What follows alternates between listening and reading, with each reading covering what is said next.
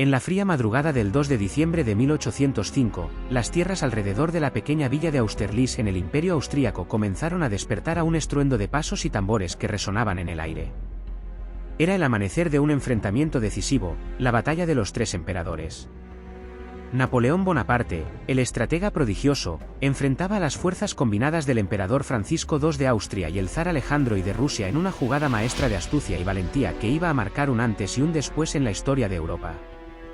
Para Napoleón, este era más que un simple enfrentamiento militar, era una afirmación de su dominio sobre Europa y una prueba de su capacidad como líder. Su ejército estaba exhausto, marchando desde Viena tras meses de campaña sin descanso, pero Napoleón confiaba en su genio militar para inclinar la balanza a su favor. Con movimientos calculados, dirigió a sus tropas de forma que parecieran vulnerables, una táctica deliberada diseñada para atraer al enemigo hacia el terreno elegido, donde él y sus hombres tendrían la ventaja. Las fuerzas de los aliados, confiadas en su superioridad numérica, creyeron ver en las líneas francesas signos de debilidad. La densa niebla que cubría el campo de batalla al amanecer dio una falsa impresión de caos y desorganización entre los franceses, y Napoleón supo jugar con esta ilusión a la perfección. A medida que los aliados avanzaban, seguros de su victoria, no se dieron cuenta de que estaban cayendo en una trampa. En cuanto el sol despuntó, conocido desde entonces como el Sol de Austerlitz, las tropas de Napoleón emergieron como un solo ser, unificado y decidido.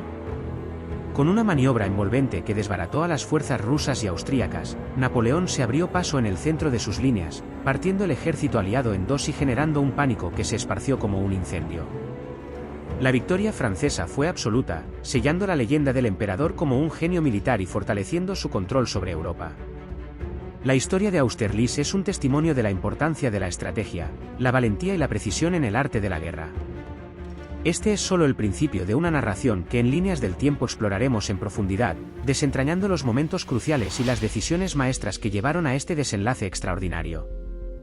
No olvides darle me gusta y suscribirte a nuestro canal para que sigas descubriendo los secretos de las batallas más asombrosas de la historia. Prepárate para sumergirte en el épico relato de la batalla de Austerlitz. El año 1805 había traído consigo una agitación que recorría el corazón de Europa. Napoleón Bonaparte, entonces a la cúspide de su poder, había reunido a un ejército formidable que inspiraba temor y respeto a partes iguales.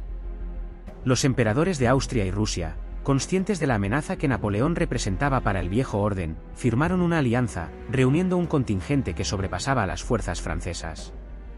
Este sería un enfrentamiento épico, en el que los monarcas esperaban sofocar la audacia de aquel joven líder que ya había cambiado el mapa político del continente. Con el ejército francés acampado cerca de Viena, Napoleón comenzó a planear lo que él sabía sería una de sus maniobras más audaces. Decidió trasladar a sus tropas hacia el este, hacia una pequeña villa llamada Austerlitz, un lugar que él mismo consideraba estratégico. En el camino, Napoleón instruyó a sus generales para que mantuvieran una apariencia de fatiga y vulnerabilidad.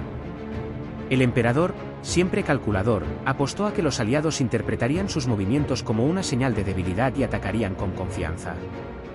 Pero esta era precisamente la trampa que él había diseñado.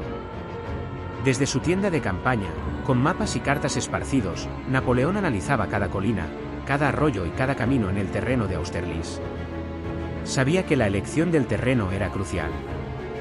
La colina de Pratzen, una elevación en el centro del campo de batalla, se convertiría en el punto clave de su estrategia. Observaba en silencio las posiciones del enemigo, y, con calma, anticipaba sus movimientos. No había margen de error. La víspera de la batalla, Napoleón convocó a sus oficiales y pronunció un discurso que se grabaría en la memoria de todos los presentes. Habló de la gloria, de la oportunidad de elevarse sobre sus propios límites y de la inmortalidad que espera a aquellos que lo dan todo en nombre de una causa mayor. Sus palabras encendieron el espíritu de los soldados, y cuando se retiraron a descansar en el frío de la noche, cada uno de ellos sabía que al amanecer, el destino les tenía reservada una prueba que definiría sus vidas y el futuro de Europa. La madrugada del 2 de diciembre estaba cubierta de una espesa niebla que cubría los campos como una manta gris, amortiguando todo sonido. Las tropas francesas estaban en posición, escondidas bajo la bruma, mientras Napoleón observaba atentamente la alineación de los ejércitos aliados. Como él había predicho, las fuerzas combinadas rusas y austríacas habían tomado posiciones en la colina de Pratzen, confiadas en que dominaban el terreno. Pero lo que no sabían era que Napoleón había diseñado su táctica para que su ataque final aprovechara el efecto sorpresa y el terreno en su favor. Cuando el sol comenzó a elevarse por el horizonte, un resplandor dorado atravesó la niebla, iluminando el campo de batalla. Más tarde, los soldados recordarían aquel momento como el sol de Austerlitz, una señal divina que parecía augurar la victoria de Napoleón. Fue entonces cuando el emperador dio la orden, los soldados franceses se lanzaron al ataque con una precisión y coordinación excepcionales, sorprendiendo a los aliados en un despliegue de fuerza y astucia. El centro de las fuerzas aliadas, situado en la colina de Pratzen, comenzó a desmoronarse bajo la presión del ataque francés. Napoleón había apostado todo en esta maniobra, al dividir las fuerzas enemigas en dos, lograba que cada ala quedara aislada, incapaz de brindar apoyo a la otra. Los soldados franceses avanzaban como un solo cuerpo, disciplinados y ferozmente motivados. Las tropas aliadas, sorprendidas y desorganizadas, comenzaron a retroceder, dejando el campo de batalla plagado de bajas. A medida que la batalla avanzaba, Napoleón dirigía cada movimiento desde un punto elevado, observando cada giro y contragiro en el combate. Sabía que los aliados intentarían reagruparse y contraatacar.